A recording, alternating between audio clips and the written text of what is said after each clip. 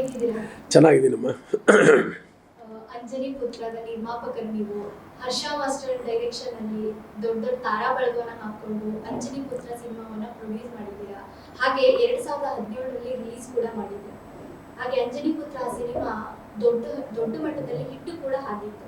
ಮತ್ತೆ ಸಿನಿಮಾ ಈಗ ರಿಲೀಸ್ ಆಗ್ತಿದೆ ಇದೇ ಮೇ 10ಕ್ಕೆ. ಯಾಕೆ ರಿಲೀಸ್ ಆಗ್ತಿದೆ ಅಂತ ತಿಳ್ಕೊಳ್ಬೋದಾ? ಈ ಸಿನಿಮಾ ಮಾಡೋದಕ್ಕೆ ನಾನು ಅಂದಿನ ಸಮಯದಲ್ಲಿ ದೊಡ್ಡ ಮನೆ ಹುಡುಗ ಅಂತ ಒಂದು ಪಿಕ್ಚರು ಪುನೀತ್ ರಾಜ್ಕುಮಾರ್ ಅವರು ಅಭಿನಯಿಸಿದರು. ಆ ಚಿತ್ರದ ವಿತರಣೆ ಬಾಂಬೆ ಕರ್ನಾಟಕ ಮತ್ತು ಹೈದರಾಬಾದ್ ಕರ್ನಾಟಕ ಡಿಸ್ಟ್ರಿಬ್ಯೂಟ್ರ್ ಆಗಿದ್ದೆ, ನಾನು ಪರ್ಚೇಸ್ ಮಾಡಿದ್ದೆ. ಆ ಸಮಯ ಅವ್ರನ್ನ ಸಕ್ಸಸ್ ಮೀಟ್ ಟೂರು ಹೋಗ್ತಾ ಇದ್ದಾಗ ಹಿಂಗೆ ಚರ್ಚೆಗೆ ಬಂತು, ಒಂದು ಪಿಕ್ಚರ್ ಮಾಡೋಣ ಸರ್ ಅಂತ ಕೇಳಿದೆ ಪುನೀತ್ ಅವ್ರನ್ನ. ಆಯಿತು, ಒಳ್ಳೆ ಕಥೆ ಇದ್ದರೆ ಮಾಡ್ಕೊಂಬನ್ನಿ. ಅಂದಿನ ಸಮಯಕ್ಕೆ ತಕ್ಕಂತೆ ನಮಗಿದು ಪೂಜೈ ಅಂತ ತಮಿಳಲ್ಲಿ ಹಿಟ್ಟಾಗಿತ್ತು, ವಿಶಾಲ್ ಅವರು ಮಾಡಿದರು.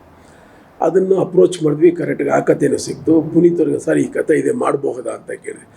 ಖಂಡಿತ ಮಾಡೋಣ ಅಂಥೇಳಿ ಇಮಿಡಿಯೇಟ್ ಆದಂಥ ಒಂದು ಪ್ರಾಜೆಕ್ಟು ಇದು ಅಂಜನಿ ಪುತ್ರ. ಸರಿ, ಅವರು ಒಪ್ಕೊಂಡ ಮೇಲೆ ಹರ್ಷ ಮೊದಲನೇ ಪಿಕ್ಚರ್ ನಮ್ಮದೇ ಮಾಡಿದ್ದು, ಗೆಳೆಯ ಅಂತ ಒಂದು ಪಿಕ್ಚರ್ ಮಾಡಿದ್ವಿ.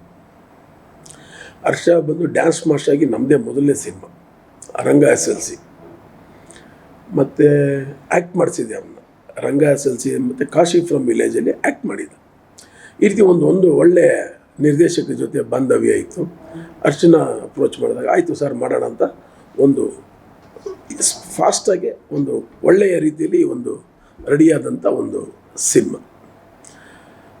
ಈ ಸಿನಿಮಾ ರೆಡಿ ಆಯಿತು. ಈ ಸಿನಿಮಾದಲ್ಲಿ ಒಂದು ಘಟನೆ ನಡೀತು, ಆಗಬಾರ್ದಿತ್ತು, ಅದು ಈ ಸಿನಿಮಾದಲ್ಲಿ ಆಯಿತು.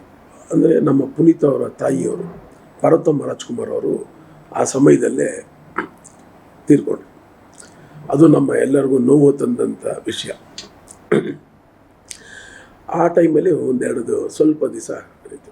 ಪುನೀತ್ ಅವರು ಇಲ್ಲ, ಅದು ಇಮ್ಮಿಡಿಯೇಟಾಗಿ ಕಾರ್ಯ ಮುಗಿಸಿ ಇಲ್ಲ ಸಿನಿಮಾ ಮಾಡಿಬಿಡೋಣ, ನಿರ್ಮಾಪಕರಿಗೆ ತೊಂದರೆ ಆಗಬಾರ್ದು ಅನ್ನೋ ಒಂದು ದೊಡ್ಡ ಮನಸ್ಸಿನಿಂದ 15 ದಿವಸನ 20 ದಿವಸನ ಹೆಚ್ಚು ಕಡಿಮೆ ಇಲ್ಲ, ಅಥವಾ ಒಂದು ತಿಂಗಳನ್ನಷ್ಟೇ ಮ್ಯಾಕ್ಸಿಮಮ್. ನಾವೆಲ್ಲ ಒಂದು 3-4 ತಿಂಗಳು ಅಂತ ಯಾಕಂದರೆ ಗೊತ್ತಲ್ಲ, ತೀರ್ಕೊಂಡಾಗತ್ತೆ ಕೂದಲು ತೆಗೆಯೋದು ಇವೆಲ್ಲ ಒಂದು ಸಂಪ್ರದಾಯ ಇರುತ್ತೆ.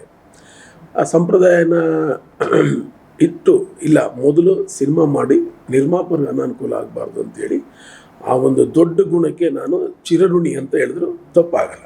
ಯಾಕಂದರೆ ಆ ಗುಣ ಎಲ್ಲರೂ ಹತ್ರನೂ ಇರೋದಿಲ್ಲ, ಕೆಲವು ನಾಯಕರ ನಟರು ಮಾತ್ರ ಇರುತ್ತೆ. ಅದು ನಿರ್ಮಾಪಕ ಚೆನ್ನಾಗಿರಬೇಕು ಅನ್ನೋದು ಒಂದು ಇರ್ತೈತೆ, ನಮ್ಮ ಅಭಿಮಾನಿಗಳು ಕಾಯ್ತಾ ಇರ್ತಾರೆ ಅವ್ರಿಗೆ ಸಿನಿಮಾ ಕೊಡಬೇಕನ್ನೋ ಒಂದು ಆಸೆನೂ ಇರುತ್ತೆ, ಎರಡೂ ಇರುತ್ತೆ.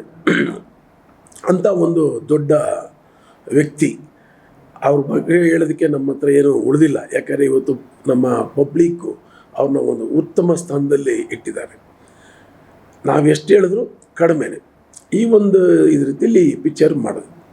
ಇದಾದಮೇಲೆ 17 ಇಸ್ವಿ 22ನೇ ತಾರೀಕು ಡಿಸೆಂಬರ್ನಲ್ಲಿ ರಿಲೀಸ್ ಮಾಡೋದು. ಅಲ್ಲಿಂದ ಮತ್ತೆ ನಾವು ಈ ಪಿಕ್ಚರ್ನ ಎಲ್ಲೂ ಬಿಡುಗಡೆ ಮಾಡೋಕ್ಕೆ ಹೋಗಲಿಲ್ಲ, ಕರೋನಾ ಬಂತು. ಈ ಥರ ಒಂದು ಇದರಲ್ಲಿ ನಾವು ಎಲ್ಲೂ ಮಾಡೋಕ್ಕೆ. ಈಗ ಇತ್ತೀಚೆಗೆ ನಮ್ಮಲ್ಲಿ ಕೆಲವು ಅಭಿಮಾನಿಗಳು ಫೋನ್ ಮಾಡೋರು, ಅಣ್ಣ ನಿಮ್ಮದು ಪಿಕ್ಚರ್ನ ರಿಲೀಸ್ ಮಾಡಿ.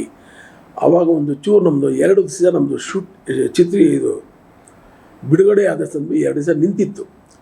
ವಕೀಲರ ಮೇಲೇನೋ ಸ್ವಲ್ಪ ನೋವಾಗಿದೆ ಅಂತ ಕೋರ್ಟಲ್ಲಿ ಸ್ಟೇ ಬಂದು 2 ದಿವಸ ಪಿಕ್ಚರ್ ನಿಂತಿತ್ತು. SSTV ಸಿನಿಮಾ ಜಗತ್ತಿನ ಕ್ಷಣ ಕ್ಷಣದ ಸುದ್ದಿಯೊಂದಿಗೆ.